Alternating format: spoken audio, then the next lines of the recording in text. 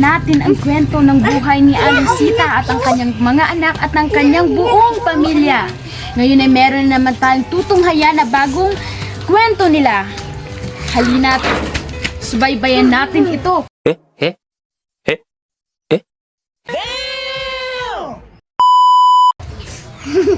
Bakit ka nandito? Lakat dito ka sa akin ni Aling Sita. Tika lang.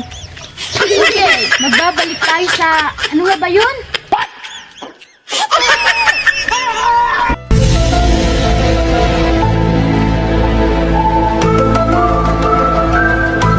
Aling Sita. Okay. Sa kwento ni Aling Sita, ngayon ay may panibagong istorya na naman. Halina, baybayan, ngayong umaga. Narito na naman tayo sa bagong kabanata ng buhay nila ni Aling Sita. Sa kwento na ito ay muli nating matutunghayan ng kanilang pamilya. Mga anak, wala na tayong pera at pagkain. Kailangan na natin magtrabaho.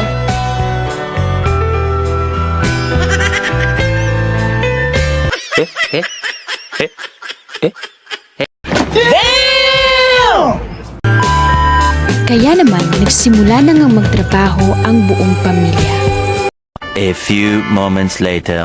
Ang hindi alam ni Aling Sita ay hindi pala ngayon kumpleto ang kanyang mga anak dahil ang kanyang dalawang anak ay nagbakasyon sa Hawaii.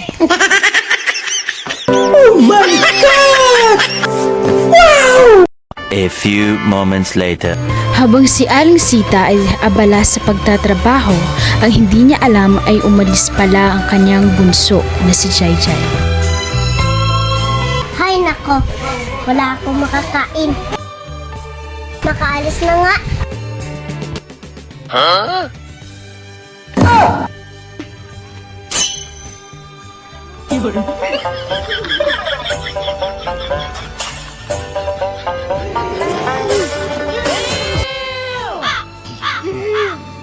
Muyang iya ka.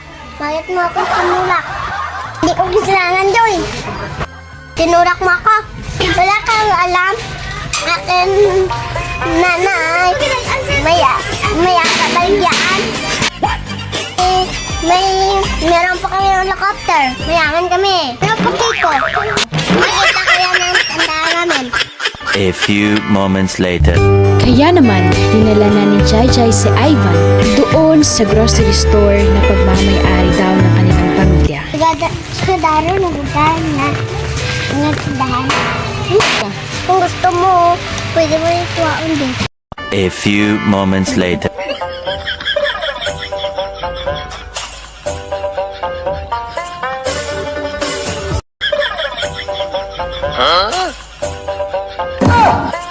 Aray ko!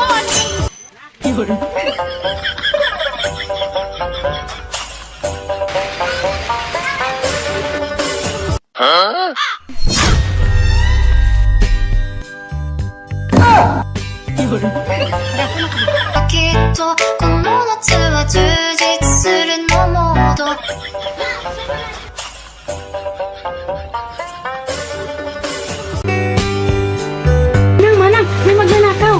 Kita ko si TV.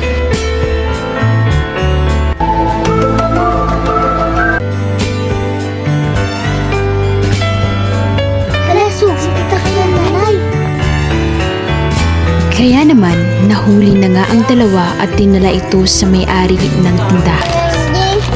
Dako pa. Damo siya naman.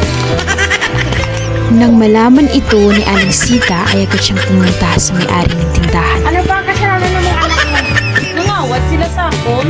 Ano lang tawa tao? Napagkaon lang nga na. Tawarag ko lang kay na misalak mo bata lang. Okay lang ah. Tuntunin na, bayaran talaga na sa mga salas kong bata. Eh, hindi